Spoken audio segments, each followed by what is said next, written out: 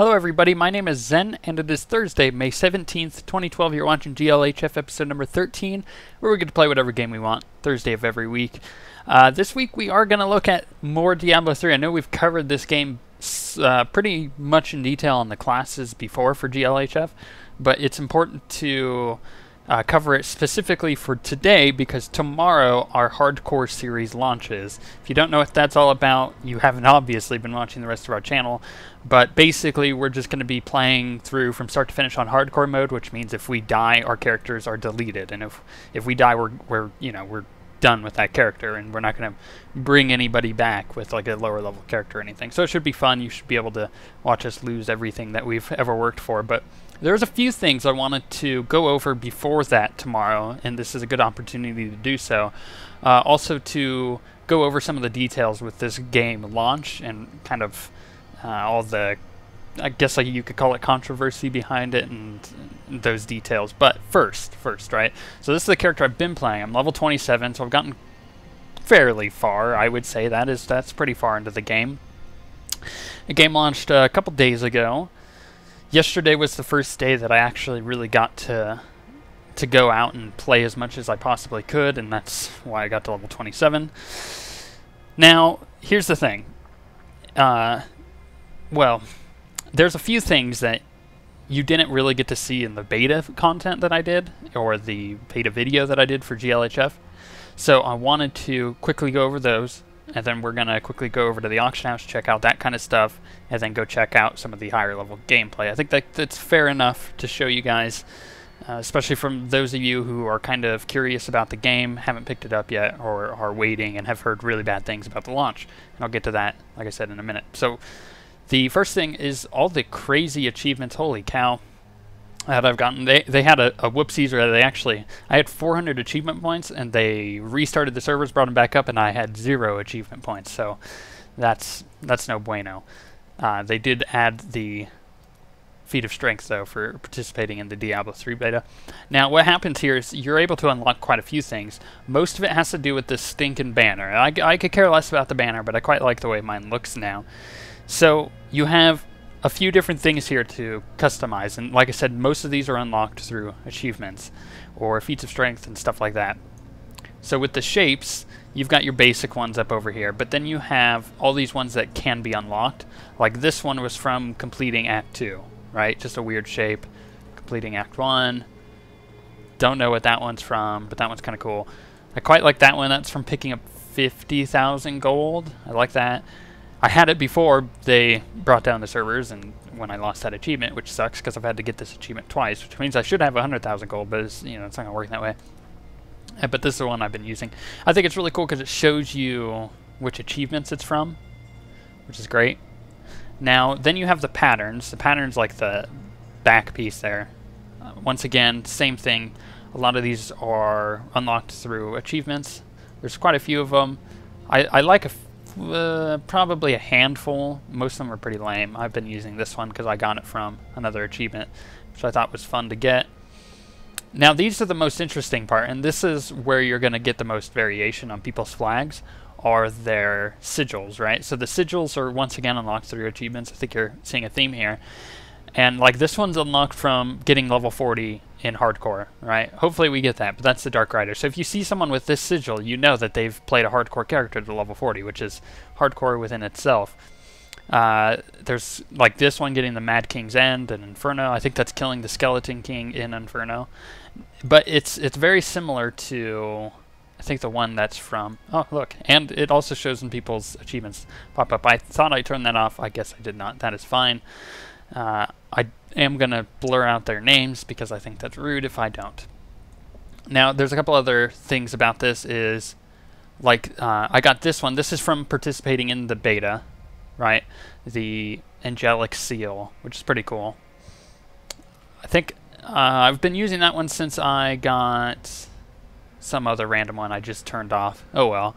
I'll keep that on for now. But you can see, like, there's some pretty cool ones. So this is where you're going to be able to see people's banner and see how far they've gotten. It's kind of a form of, or another form of tracking someone's progress without actually seeing their character. I'm sure seeing their character and all the legendary gear will make quite the difference as well. But the fact that you can dye your gear different colors kind of changes that a little bit. So after that, you have the accent, which is this little bottom part. Same thing as the sigils.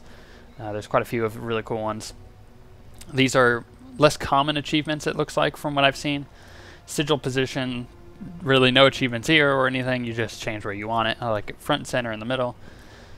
And then you can change the color, which is cool.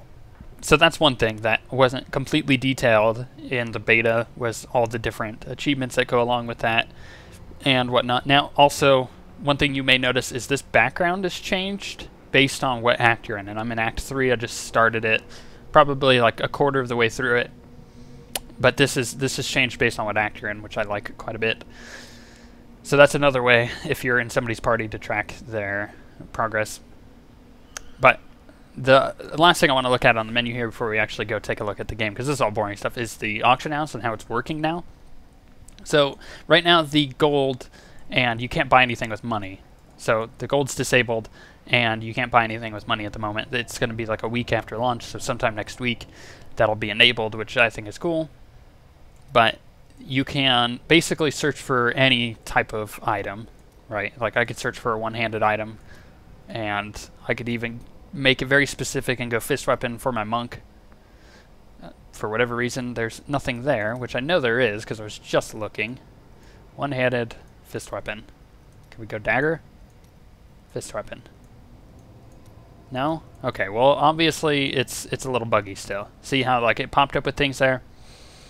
I don't know. This is a common theme I've had with this auction house, so things won't always pop up. But you could change between characters here on the screen, so you could look for things specifically for, oh, there it goes, specifically for other characters. But you can see people have legendary items up that they've already acquired. Some of them are for ridiculous amounts of gold. That's not worth it at all, like at all, and I don't think anybody has that kind of gold. Then there's, you know, lower level stuff that you can pick up as well. I like that it does show you kind of in comparison to what you have on currently. Now mine is a level 26 item, so of course it's going to be really good, but that level 16 item is incredible. Like if I had a level 16 monk, I would put that on it. And you can see their price and everything. That's a pretty reasonable price. I would actually buy that if I had a monk that low level. And you could do the same thing with other types of items. Like you can also buy gems, basic things that you remember in Diablo 2, crafting stuff along with dyes, and I think recipes for your crafters as well. So that's cool. You can sell items pretty easily from your inventory or from your stash. You can track your auctions and what you've bid on and all that, and then you could track what you've already done. So that's cool. I quite like that. The last thing I wanted to say here on the menu before we go into the game, actually, you know what, let's go into the game and I'll talk about it when we're in there. How about that? That makes a lot more sense. So, yeah. Hopefully there's, I'm just going to talk over them because I don't want any types of spoilers. This isn't much spoilers. Okay. So, basically the game had probably the most rough launch I've ever seen, and I'm going to turn this off real quick. Options, social, show toast windows. Okay. Because then I don't have to keep blurring out their names. You see, they can kill any of us at any. So the game had easily the roughest launch I've seen, probably from any game in the past couple of years. I'm sure there's worse, but just from what I've experienced. Now, the game launched and the servers were instantly clogged up, something to be expected with in like an MMO, but not a single-player RPG where you can play with friends if you wanted to. I think that really sucked. I ended up getting into the game as soon as the servers came up. I was probably one of the first person. I was spamming that button, I swear. I made it into the server, and I accidentally skipped over the first cinematic that popped up, and I've never seen it because it was the Act 1 cinematic. And I decided to go back to the login window, and I got stuck for an hour before I decided to log off and go to bed. This was as soon as the servers came up at 12 o'clock at night. And then the entire day on Tuesday, the servers were either down, lagging, people were getting disconnected, or just not working at all. So, like I said, super, super rough. It could have gone millions of times better. But it all stems from the fact that they have to have an always online DRM simply because of the auction house, which I didn't like the auction house idea to begin with. But, you know, what are you going to do? I'm not the designer, so I don't really care. But it did impede my playtime, which sucks. Because I probably could have beaten the game by now if I had that entire day to play, but I didn't. I didn't have that entire day to play. I had that entire day to sit at my screen and look at Arrow 37. So you can tell I'm a little frustrated about that. Ooh, what was that? But if that at all has deterred you from buying the game, don't let it, because the game is now working fine. The servers have been up all day. Have always defended their lands in the north. The servers have been up all day. It hasn't had any issues. I've been enjoying myself. I've been playing nonstop. I haven't heard of anybody having login issues, being disconnected. I've had a little bit of server lag, but I think that was because I was uploading a video to YouTube at the same time. So if that has deterred you from buying the game, don't let it. I would suggest the game. Other than that, this game is really, really good. The beta was cool, but it was nothing like the actual game is going to be, right? You know, that figures, because you only have like maybe an hour and a half in the beta of what you could actually play of the actual game. And it's just gotten better from there. The game is so good. You can see I'm in Act 3. I'm enjoying myself. I'm in an area where this isn't going to give you many spoilers, if any at all. You probably have no idea what's going on other than that I'm killing demons, which is fine because that's pretty much what I'm doing. So, now that I've gone over that, let's talk a little bit about some of the gameplay stuff so we don't have to talk about it in our actual series we're starting tomorrow. Firstly, the skill system. You see I've got full bar of skills, right? Put that back on. So let's go over all of this menu so it's not overwhelming when we're playing tomorrow and in the hardcore stuff. So you have your primary thing that you can make, which is kind of like your left click ability basically, right? I can hold shift and I can just kind of attack, you know. So we'll go into that. I've unlocked every single one of them, but this isn't, you know, what you can do. You can't just bind this to left mouse button. You can bind this to any one of these things down here. Like I could bind it to right mouse button, or I could bind a second one of these down over here, which is really good. I was thinking about doing that recently, but I don't know why I haven't yet. And then you unlock your different skill runes. Skill runes are unlocked at, you know, specific levels, as you can see, and some of them are different per level. These are all different when you get them, like from which level. I've just been using Crippling Wave because I've got kind of an AoE build going on, and I like it a lot. Then, like I said, you could take it, and I could bind any one of these. Alright, obviously I can't bind the defensive skills, but I could bind like techniques and stuff to this button, which is really cool. So I could just left click and it would do those. Now I could back up, and then they have all these secondary things as well, so I could do the same thing for these buttons 1 to 4. I think that makes sense. I don't think I necessarily have to go into that for too much detail. The last thing on this screen here is the passive skills. I mean, the last one I get is level 58. I've recently just got this one, but you only have 3 slots for passive skills. Obviously, I can't equip the same one on 2 different things. Otherwise, that would be really overpowered because I would have both 100 spirit things right there because it's really good.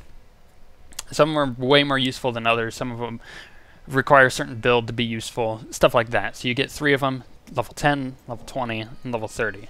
Really cool. So that's how the skill system is now working in the game. It's really different from what the beta has been in the past. The beta went through many different iterations. So there's that. Now, the other thing I want to go over as far as stuff that we don't need to mention in the series is that if there was another person with me and I dropped a piece of loot, they could then see it, but all the other loot that drops for me just goes straight to me, right? So they wouldn't see the loot dropping off of mobs unless I dropped it. So that's another important note. So I think other than that, that pretty much covers the combat system. I'm going to get to an area where I'm going to be attacking a whole lot, and I'll be right back. Okay, so what I'm going to do here, because it's important to note, basically I'm going to go over all these crazy monk abilities going on and detail it of why it's my favorite class in the game. Very important. Minions. Yeah, that was very spoiler heavy, so I'm not even going to listen to that. So what I'm going to do here, my goal is I've got this charge ability, right? It goes to whatever target I'm targeting currently. And then I have this mantra, which is like it's an AoE heal. it just every couple seconds or every second it ticks for like 20 HP because it's a percentage of the health I have currently, I think. So what's going to be happening is I actually probably should read that. 40 yards gain 40 life per second. Okay, good to know. And when I activate it, it gives me a lot of healing per second. So I've got that. That keeps me alive, so I don't have to have a heal on my bar, which is nice. And it also keeps all my allies alive within 40 yards of me. So I've got this left click ability. This is the only one of my abilities that I have on my bar, that generates spirit when I attack things. That's important to note. This is going to be my main spam, right? And it does AoE damage. You can clearly see it like cleaves and spins around. It's pretty cool. Now, my right click ability, this one, is another AoE ability. It knocks people back. I only use that when there's a lot of things around me and I'm getting like wailed on. But basically my main thing is I'm going to charge in, I'm going to spam my left click, and then I'm going to hit my number 3 the second I get into combat. What this thing does, as you can see it's just an AoE that's on at all times, but it has a cooldown, or it has a timer on it. Now, it refreshes every time I attack something, so that's important to note. And the other thing that keeps me alive here and helps me do damage against single target rather than just my AoE build I got going on is this little spirit of mine. Very reminiscent of the, what would it be, the assassin in Diablo 2, which was my favorite class. So let's see if we can find a group of enemies. There's a hard enemy. So you can see, hit my AoE, it does a ton of crazy damage. See the battle.net lag, that's typical of playing online. So we're going to jump over to him. And you can see, every time I left click, it's refreshing that AoE ability that I've got just on, which is great. It helps me kill large groups of enemies. It gets stronger and stronger. See if I can get in here and get it refreshed. Yep. So it's also one of those few abilities that I can just hit and forget about if I'm going quickly through large groups, because now I don't have to hit it, right? I don't ever have to hit my 3 because it's just on naturally. And every time I hit, like I said, it's refreshing it, which is really great. So what do I use the rest of my spirit on, you may be asking? Because now I'm just regenerating spirit infinitely, as long as there's enemies around. So what I'm using my spirit on is I'm going to be using that right-click ability that I showed you, which is this AoE. So the second I have a lot of enemies grouping up on me, I use that. And that's how I'm able to deal with 99% of all problems here in the... Would you just click on the letter? Dearest Jonathan. Thank you. Okay. So that's how I deal with just about everything within the game so far, and it's worked out quite well for me. Now, we don't have a monk in our Diablo 3 hardcore that we know of. We haven't necessarily gotten it all settled yet. I'm pretty sure it's going to be Wizard, Barbarian, Demon Hunter, and Witch Doctor. So that's why I wanted to kind of show you guys the monk, because you're not going to be able to see high-level monk play unless you look up either another video, which would be shameful, or... There we go, right clicks. Or if we, really wanted to switch classes at the last moment, then you would see the monk. But I thought it was important to show you guys this. Now, as far as the combat goes, you're looking at the exact same stuff for all levels, for all classes. It's basically the exact same thing. So me showing you more of this is kind of pointless, just maybe a bit more refined. So charging in, hitting that 3 ability. AoEing, and you can see I'm able to deal with just about everything. Monk is really powerful. I like it quite a bit, as I said. Now, I think that's where I'm pretty much going to wrap up this video. It's quite a short one, I know. Sorry, but we have a lot of stuff to get done. Eek, guy coming in as far as the hardcore mode gets done. So we want that up tomorrow for you guys. I'll let you know more details about that, but I'm pretty sure it should be right after the Star Wars video is uploaded. So there you go. Star Wars will upload first, and then Diablo 3 with this and our hardcore mode, and I'll introduce you to the other guys that are playing with us, and I'm really excited for that. But on that note, I'm going to go back to playing more of this because it's what I've been playing for the past 24 hours. I'm so sleep deprived, but it is amazing. And if you were debating picking it up or not, I would highly suggest it. If you don't have the money, go on the forum, see if you can find a guest pass. People are giving those away pretty generously, I would say, and you can play, I think, up to level 13 and up to the end of Act 1. I think that's what it is. So hopefully you could get in the game and start having fun with your buddies and possibly pick it up when you get the chance.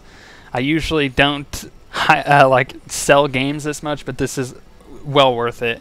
Every dollar I spent on this game has been, you know, a dollar well spent. But like I said, I'm going to go back to playing this, and we will see you guys next time.